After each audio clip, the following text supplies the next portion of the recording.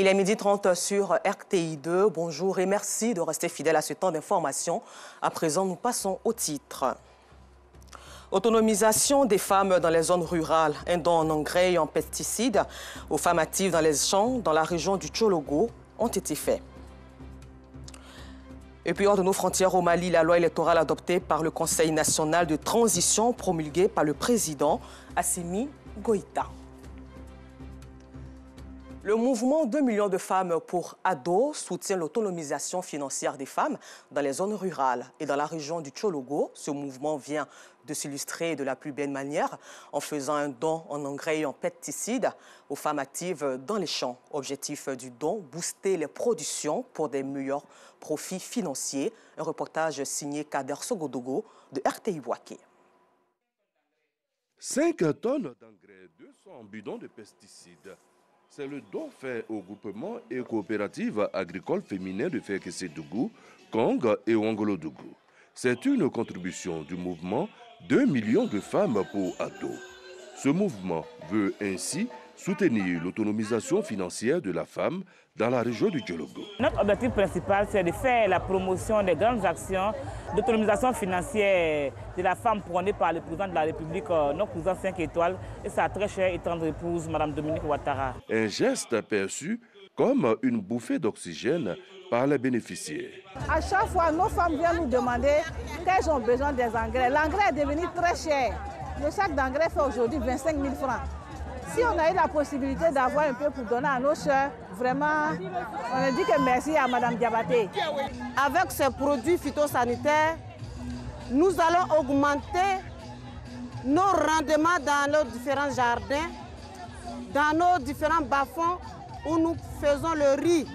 Le haut patron de la cérémonie, le ministre d'État, Tédé Birahima Ouattara, président du conseil régional du Tchologo, à travers sa représentante, ne cache pas sa joie. En faisant ces dons aux femmes du milieu rural, cela contribuerait significativement à l'amélioration de leurs conditions de vie, à une meilleure autonomisation de ces femmes, donc au bien-être de la famille. Chaque fois qu'une femme est autonome, elle investit plus dans le foyer. Des dons suscitent forcément de la joie et du bonheur. Les femmes de Tchologo ont transformé la cérémonie en véritable moment festif. Retour à Abidjan au chapitre éducation. Cette fois-ci, c'est le ministre Adama Diawara du ministère de l'Enseignement supérieur et de la Recherche scientifique qui vient de livrer la cité universitaire de Vridi, fermée depuis la crise post-électorale de 2011 aux responsables des CROU et à leurs étudiants. Et il faut souligner que cette réouverture de la cité vient donc améliorer les conditions de vie et d'apprentissage des étudiants. Reportage. Bonne nouvelle pour les étudiants n'ayant pas de logement. Ils vont retrouver enfin le sommeil dans la cité universitaire de Vridi. Fermée depuis la crise post-électorale, elle va de nouveau accueillir des pensionnaires. On parlait de titulaire de la chambre cambodgienne. Mais aujourd'hui, il y a plus qu'un Cambodgien. Parce qu'on se retrouve à 4-5 dans une chambre. Vous voyez, donc ça c'est ouf de soulagement. Nous sommes contents, nous disons merci au ministre, nous disons merci à toutes ces autorités qui ont contribué à faire en sorte que la vie en résidence universitaire soit possible ici au niveau de Vridi. Ces 4 bâtiments, disposant au total de 420 lits, une infirmerie et des cuisines, ont été rénovés afin de résoudre la problématique du logement au niveau des cités universitaires. Nous venons de prendre possession de la cité de Vridi pour 420 lits. Qui vont s'ajouter à tout ce qui aura été acquis avec les autres cités qui ont été déjà réhabilitées et les cités qui sont en cours de réhabilitation. Donc vous comprenez que ça nous fera autant d'étudiants que nous pourrons loger. Donc pour toutes ces raisons-là, je pousse vraiment un ouf de soulagement. Et croyez-moi, l'effort du gouvernement continue. Lors de la remise de ces bâtiments aux responsables des CROU, Adama Diawara, ministre de l'Enseignement supérieur et de la Recherche scientifique, annonce de bonnes nouvelles.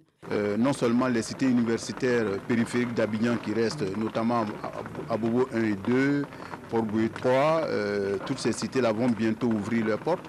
Et de la même façon, on a actuellement une nouvelle cité de 1200 lits qui est en construction à l'Université générale de l'Union Guédé de Daloa et une autre de 2400 lits à l'Université Pelifro-Gon Coulibaly de Porogo.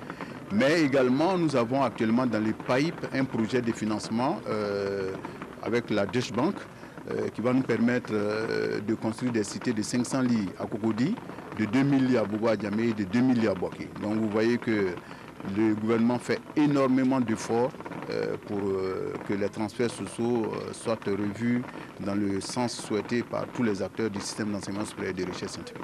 Des projets au niveau de l'enseignement supérieur, il y en a. Très prochainement, des classes préparatoires universitaires verront le jour au pôle d'excellence de l'université de Cocody. Le ministre annonce également l'ouverture prochaine des instituts universitaires de technologie. L'Agence universitaire de la francophonie AUF, en collaboration avec ses partenaires, a organisé la 5e édition du concours national Ma thèse en 180 secondes à l'Institut français d'Abidjan au Plateau. À cette occasion, donc, Junias C de l'université Jean-Laurent-Guédé de Daloa a remporté le premier prix, Yacouba Koulibaly. Junias C, étudiante en agroforesterie à l'université Laurent-Guédé de Daloa, représente la Côte d'Ivoire à la finale internationale du concours Ma thèse en 180 secondes qui se déroulera à Montréal, au Canada, le 6 octobre 2022. La lauréate s'est démarquée face à 12 autres candidats après son exposé en 3 minutes sur le thème « Conception et évaluation des systèmes agroforesterie innovants, EVA Igname sous-bois pour la sécurité alimentaire ». La compétition s'est déroulée à l'Institut français de Côte d'Ivoire dans la commune du Plateau. Je compte travailler encore plus et surtout que l'un des challenges, surtout au niveau mondial, c'est résoudre le problème de sécurité alimentaire qui migrent partout. Nous voulons aller remporter la finale internationale. C'est ça le challenge. Une victoire saluée par Nadia Nda, représentant la première dame de Côte d'Ivoire, Dominique Ouattara, marraine de cette 5e édition, qui a offert 1 million de francs CFA à la championne du jour. La première dame accompagne cette activité depuis quelques années déjà, parce que le nom de la première dame rime avec l'excellence. Et partout où il y a promotion de l'excellence, Madame la Première Dame est ravie d'accompagner ces initiatives. Des participants à cette compétition initiée par l'Agence universitaire de la francophonie AUF, en collaboration avec la Direction générale de la recherche et de l'innovation et 3 universités publiques ivoiriennes, nous donnent leurs impressions. Les critères de sélection n'ont pas varié, ce sont les critères standards.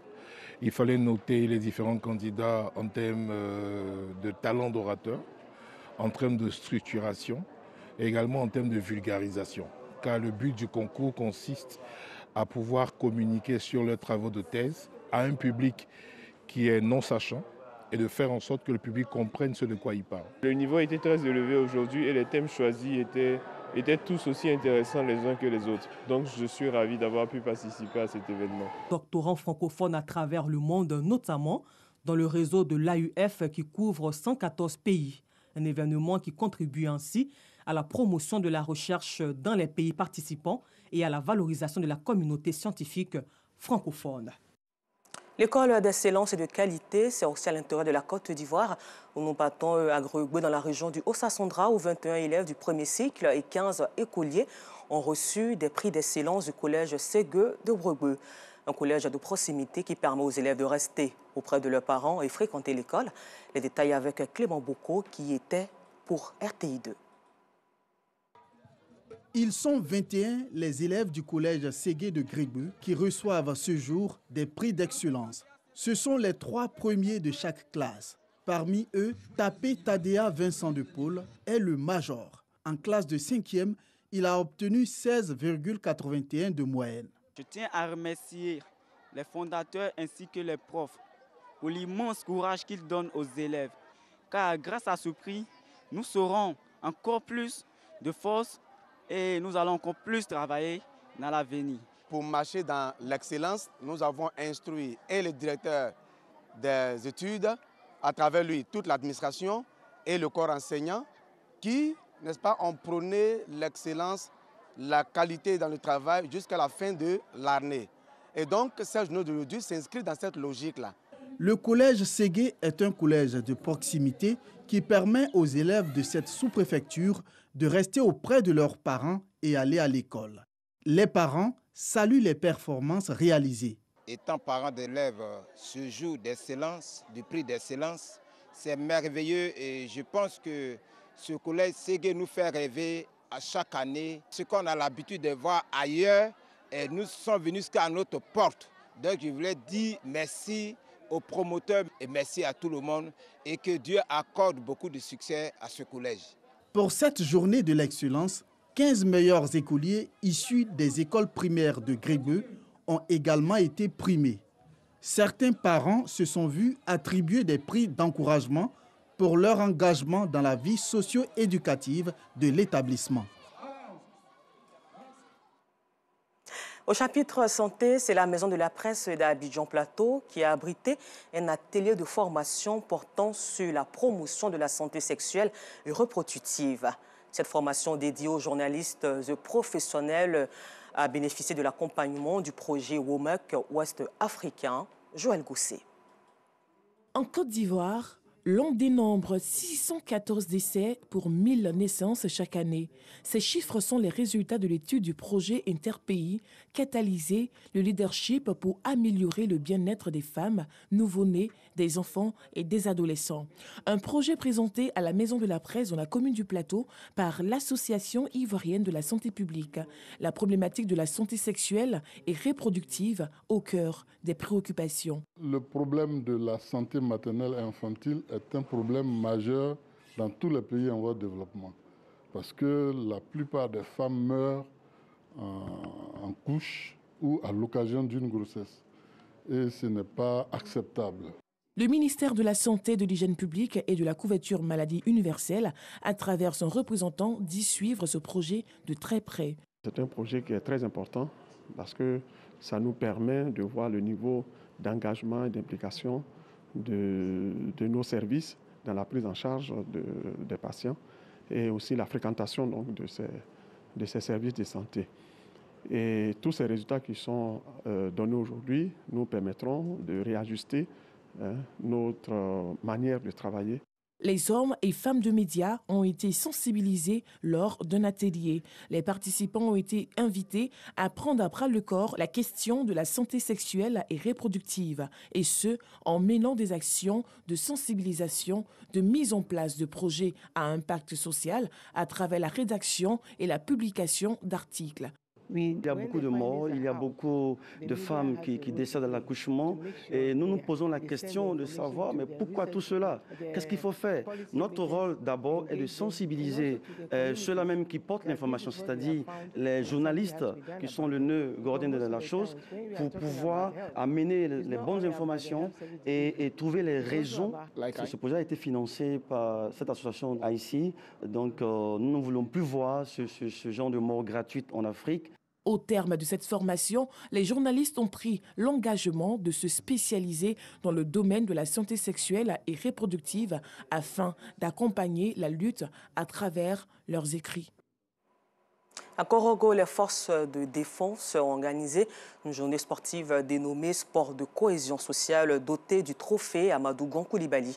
Une journée sportive qui vient participer à briser les barrières entre les populations et les gendarmes, stimule surtout l'esprit de compétition entre les gendarmes tout en renforçant la cohésion sociale au sein de cette institution et aussi entre l'institution et les autres forces de défense et de sécurité. Samuel Metch du service des sports. Placé sous le thème « La gendarmerie, force de contact au profit de la population et de la République », la journée sportive qui célèbre la symbiose entre forces de l'ordre et population a été une occasion de rassemblement pour les fils et filles de la région du Poro autour du sport, pour un hommage mérité à l'ex-premier ministre, Feu Amadou Gon Coulibaly. Il s'agit pour nous de rendre un vibrant hommage à l'ex-premier ministre pour toutes les actions posées au profit de la gendarmerie nationale en général et celle de la région du Poro. L'université Pelé-Foro Gon Coulibaly et le lycée Félix Houphouët-Boigny de Korogo ont été pris d'assaut par les populations, accompagnés des personnalités, dont Monsieur le ministre de la Communication, des Médias et de la Francophonie, porte-parole du gouvernement Amadou Coulibaly, parrain de l'événement, qui a exprimé sa satisfaction face à toutes les actions que mène la gendarmerie pour la sécurité de notre pays. Ces activités de cohésion.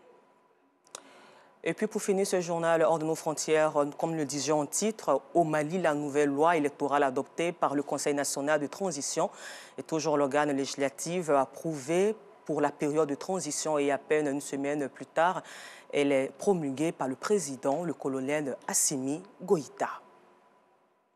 Voilà, c'est tout pour aujourd'hui. Encore merci à vous et rendez-vous demain, 12h30 sur RTI2.